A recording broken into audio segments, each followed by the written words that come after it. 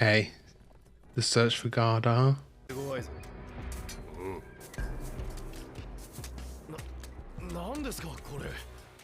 Okay, just recapping what we saw last time, yeah. I'm coming in.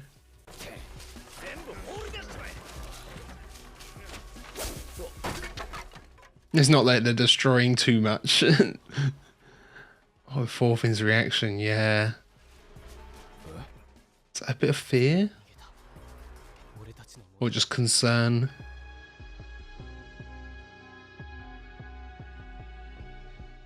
Yeah, Snake's waiting here. Does he expect Arnheid to come along and get some of the stuff from here? Because very impromptu, the leaving.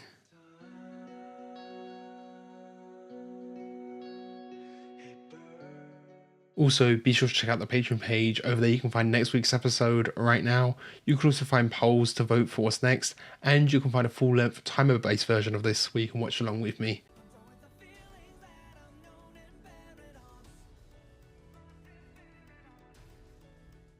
Yeah, what's the symbolism with the butterflies and the flowers? 'Cause they're all over this OP, aren't they? I mean, like butterflies, I'd think metamorphosis and change. I mean, I'm not going to pause it to see who that was, but there is that bit where a head just falls off. It's probably just a random guy, but I don't think they'd spoil something that explicitly.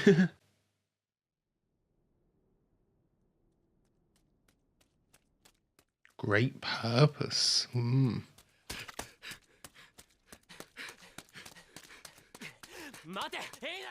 Will they know where she could be? Yeah, they don't want to be seen helping her now, though.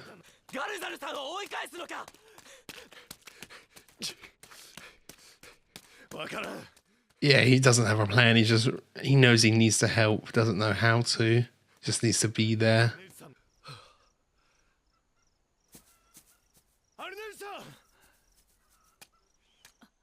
Okay, it was actually her. Yeah, I was thinking, oh, that can't be her. Why would she still be here?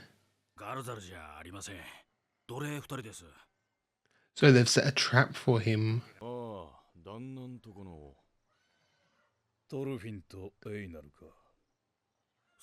Okay, but she's playing along with the trap? Thought she was with Gardar, wasn't she?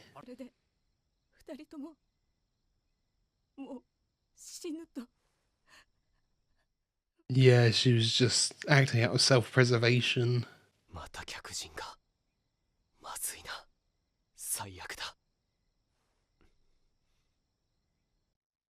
Yeah, he's noticed they're being watched.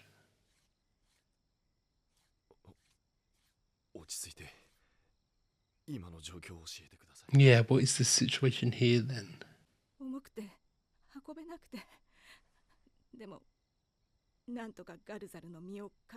Okay, so he is hidden around here somewhere.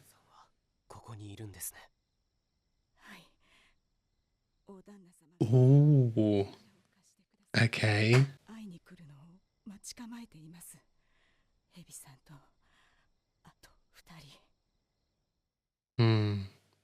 How would they get out of this? Thorfinn and Einar go and find where Gardar was hidden and make sure he doesn't come back.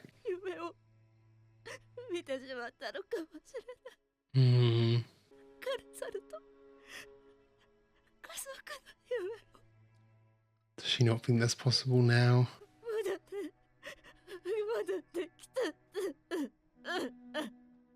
Yeah, it's like he hasn't returned because he's so different.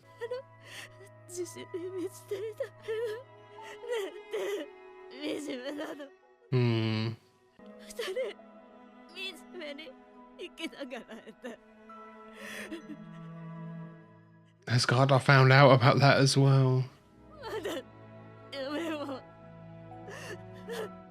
Everyone dreams for a better future, yeah. Oof. Music's so good there.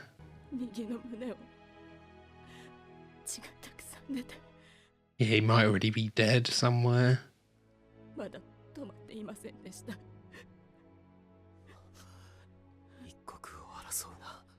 But if Thorfinn and Einar go to him, will they be tracked? The music, it feels so hopeful though, counteracting all of this.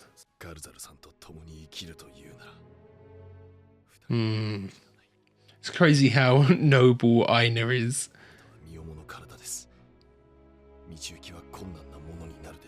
He doesn't let his crush on her get in ahead of her happiness, does he?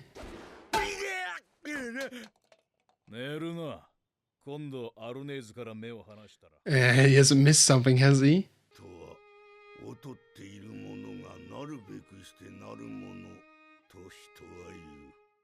Oh, as if it's some personality trait. I think, yeah, he disagrees.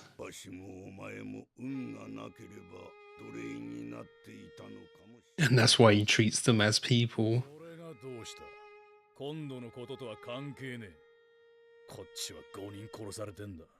But, you know, if you were a slave as well in that situation, would you not do anything for your love?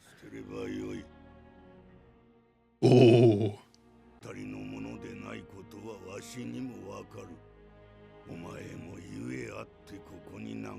Something he's fleeing.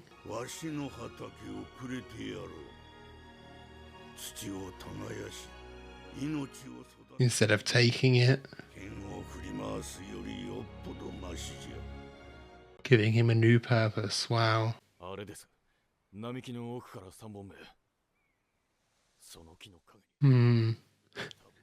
Might just be Einar in a wig, yeah. That's gotta be Einar as a distraction, as bait, right? You saw a bit of the goatee, but they've both got that.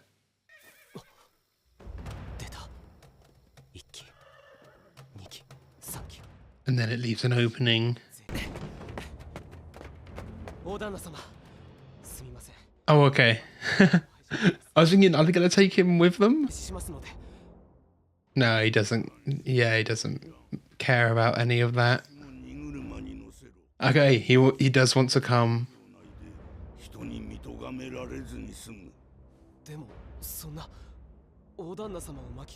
He's already on their side, yeah.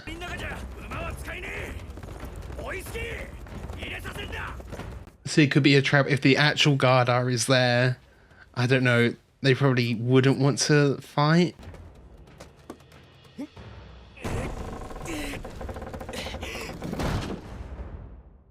Oh, he was there under the bed the whole time. Wow.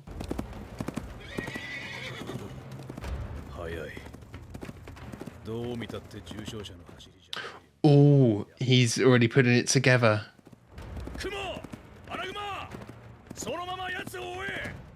Is Snake gonna turn around?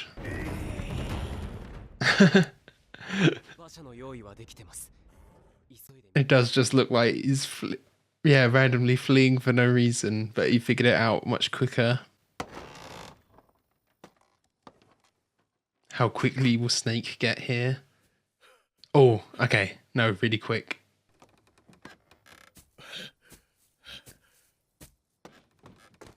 Thorfinn. What? Yeah. Are we going to be forced for Thorfinn to fight? He hasn't for a long time. He's exhausted already, though, which is upper hand to Thorfinn on that front.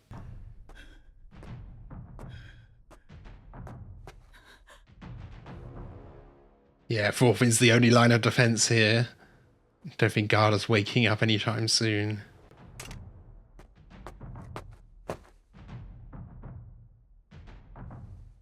You know, it's just the conflict. If Thorfinn does actually fight, can he subdue him without injuring him or killing him?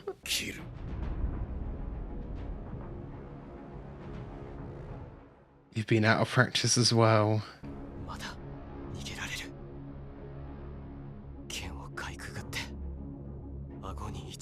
Just knock him right out.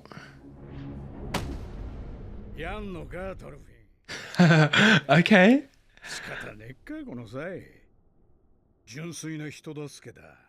Yeah, this is different. You've got good reasons to raise your fists. It's so different from every other time he's fought, is fighting on behalf of someone else. And the goatee as well, there's a bit of similarity between them now, isn't there? 本当の戦士へ至る道はどっちか考える時間はねえぞ Yeah, he doesn't have much time to contemplate.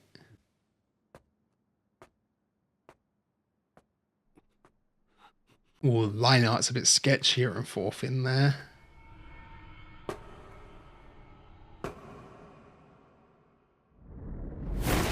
Oh, okay, he was going for it.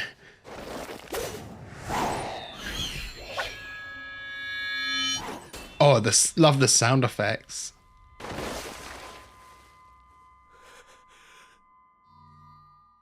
Oh, yeah, the metal ringing like that. That's so cool. What deflected his sword there? It looked like something metallic, but obviously Thorfinn doesn't have any weapons.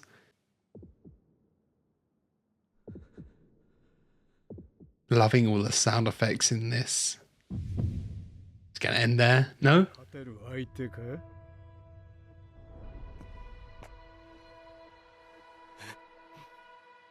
I thought that cut to black might have been it.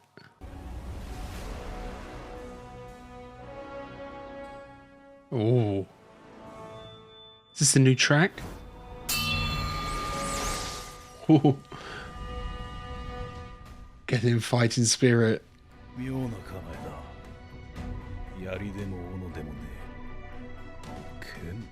剣 Yeah, the knives. It's his knife stance. I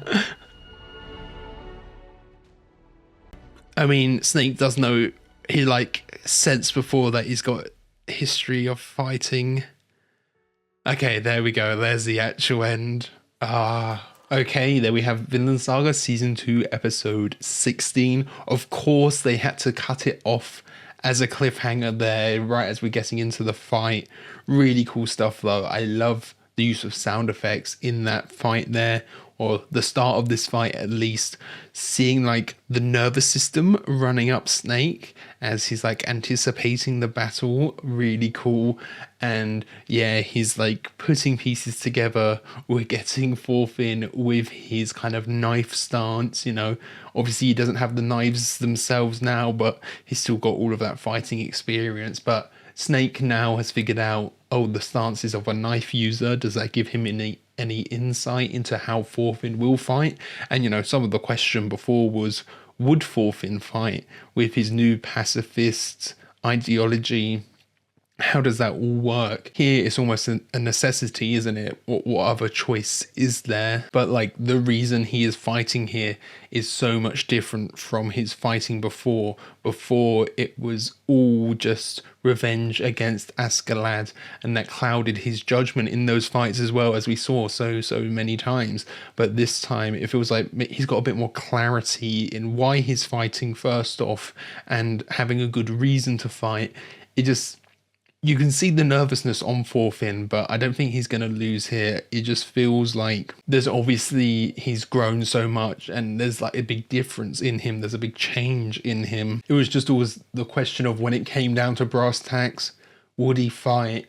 You know, it seems obviously, I think his end goal of this fight isn't killing Snake. He just wants to knock him out, subdue him so they can escape. That's still part of his pacifistic ideology now. So, you know, he can still win the fight. There's still a win state here without the death of Snake. He can knock him out.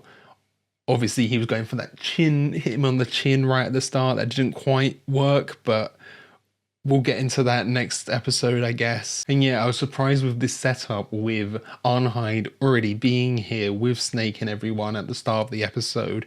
So just, yeah, you know, in between what we saw happen, it was she had helped Gardar get here, he was injured, and the old man helped, the old master helps them, you know, treat the wounds, get him under the bed where they can hide out. And then Snake was thinking, we'll do a trap. It did make sense. I was surprised actually that they let Thorfinn and Einar like go off elsewhere without sending someone to track them, because I would have thought as an outsider, oh, she might tell them where Gardar is, so have let's tell them and then we can follow them and they can reveal the location. Little did they know he was under their nose the entire time, under the bed. That's what I would have assumed in that situation. And then, yeah, of course, called it right away. Einar being the distraction makes complete sense. He's got kind of similar build, he's got the similar goatee, similar colour hair to Gardar, so him being the distraction makes complete sense. But of course, Snake figures it out that he wouldn't be able to run that fast. Of course, we know how intelligent he is. He's such a great fighter as well. He's got that kind of battle intelligence. So returns, and I do wonder, there's the ever-looming presence of Leif and Ketil coming back. Will Ketil return to all of this mess? I don't think Snake will be dead, but Snake knocked out, Arnheid on the loose, or Arnheid gone. Does Ketil even know about the pregnancy? I'm not sure he does, actually, because that's... no, maybe he does. They might have mentioned it. Because he maybe wanted to raise another... I remember saying about the possibility of him wanting to raise another son that's not like Olma or Thorgil, kind of third time's the charm. So maybe he does know. I'm kind of forgetting that exact detail there. But yeah, there's the looming kind of threat of them coming along at any point. We could have a situation where everything's looking peachy, everyone's escaping, and then Thorgil just shows up and wrecks house. Thorgil comes along and finds Snake knocked out, or they're all fleeing. Snake is behind them. They're like on a boat thinking they're about to leave, and then another boat blocks them, and it's Thorgil and Ketil and Olma and Leif Erikson. But obviously this is the point of no return for Thorfinn and Einar as well.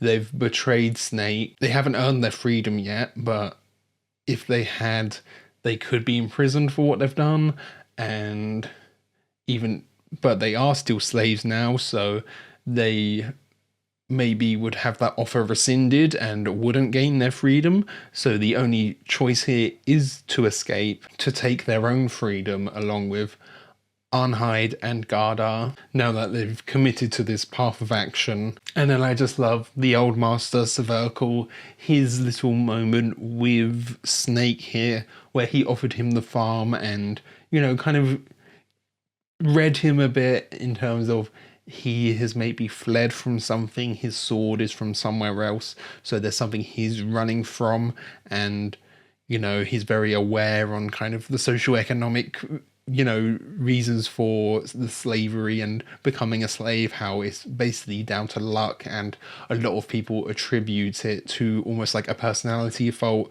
in the same way we talk about homelessness nowadays or just poverty in general. All it can take is a tiny bit of bad luck, a mispayment here and there, and you're on the streets, you need so much help. So many people are so much closer to homelessness than they actually think, and in this case, in this society that the show takes place in, so you're so much closer to slavery than you might think. So yeah, I liked his offer there to Snake as well, though. Give him something to build upon, and again, it's kind of the anti-war, anti-death messaging on, I'll give you something to sow life so you can grow, rather than his current path where he's a warrior and he's currently taking a lot of lives as well. Really cool stuff. I really love that moment. Really great stuff. I think I'm just going to jump right into the next episode because they left it on that cliffhanger. So I'll see you guys next week. For me, it's only about 2 minutes, but thank you for watching. I hope you enjoyed this. Be sure to check out the Patreon page, like, comment, share, all of that good stuff, and subscribe to keep up to date on all future uploads. So yeah, see you guys later.